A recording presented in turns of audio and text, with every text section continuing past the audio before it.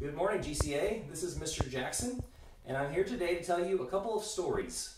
The first story comes from the Bible. It is in the book of Luke, and it's a story I bet a lot of you have heard before. I'm going to read it to you. It's called The Parable of the Lost Sheep, from Luke chapter 15.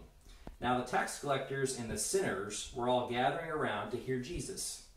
But the Pharisees and the teachers of the law muttered, "This man welcomes sinners and he eats with them." Then Jesus told them this parable. Suppose one of you had 100 sheep and loses one of them. Does he not leave the 99 sheep in the open country and go after the lost sheep until he finds it? And when he finds it, he joyfully puts it on his shoulders and goes home. Then he calls his friends and neighbors together and says, "Rejoice with me, I found my lost sheep." I tell you that in the same way, there will be more rejoicing in heaven over one sinner who repents than over 99 righteous persons who do not need to repent. And this is a story that seems like it's about sheep, but it's really about time and wasting time. Any of you ever waste time? It can be pretty fun to waste time, to just take an hour or a day and do nothing. Maybe you even have something you're supposed to do and you just still sit around and do nothing. That's extra fun. But if you're somebody very important, wasting time is not something you get to do very often. If you're the president or a king or queen or just somebody very important, there aren't a lot of times you get to just sit around and do nothing. This story Jesus tells is all about wasting time. It starts with the church people complaining about how Jesus spends his time.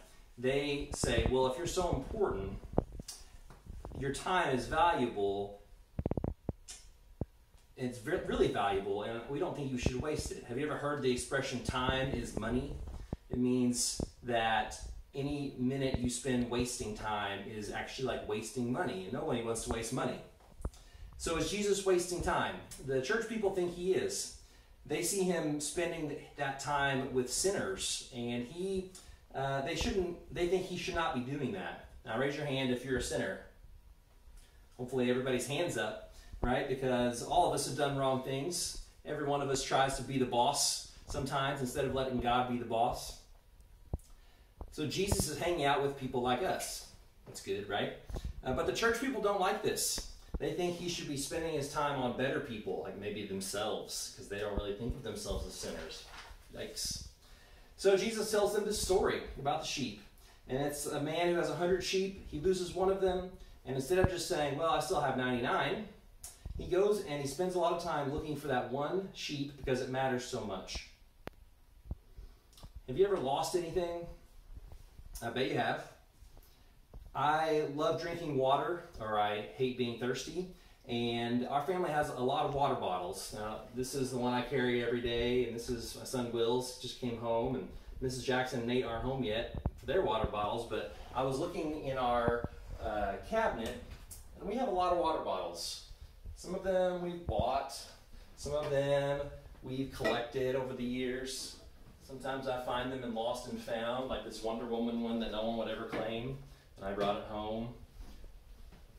Sometimes they are giveaways. Sometimes they're ones that get left behind by people. We got a couple here for our bicycles that we use.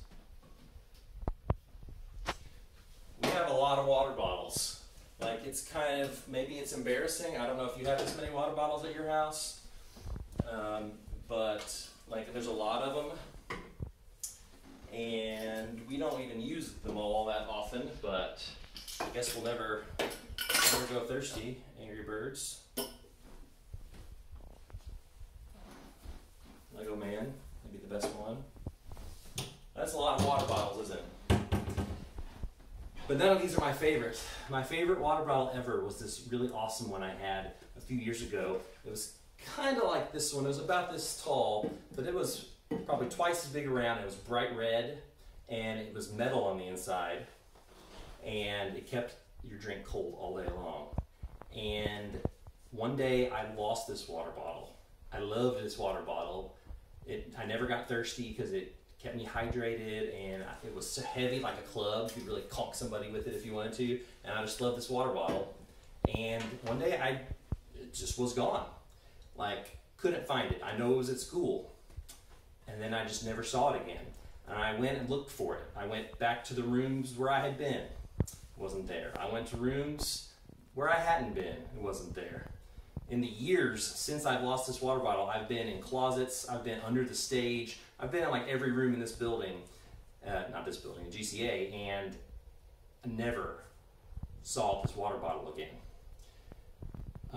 There was one of the Spiegel brothers had one very similar, and the first time I saw it, I was like, there's my water bottle. But then I looked closer, and it was different. It had a little different lid, it had a dent in it, and it was not mine. But I kept thinking, it'll turn up. It'll show up in Lost and Found. People know I drink out of this giant red water bottle. They'll see it and think, oh, there's Mr. Jackson's water bottle. I talked to my classes about it. Nothing. Never showed up.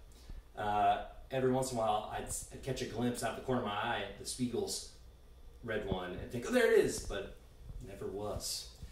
And that was 4 years ago, and I still think about it sometimes and think, I wonder where that water bottle went. Like, I'm okay to have another water bottle, but I just really want to know where that thing ended up. There's just no way anybody could have accidentally picked it up. It couldn't have rolled under a desk and been lost. It was just too big. And I just wonder, where is that water bottle? Now, I bought that water bottle at a store. I did not make it myself. I only had it for like a year or two. But think about how much I want to find it. Now, what if I had made that water bottle myself and there was no other one like it on earth? And then I would have really been hunting for it. So Jesus is the same way with us.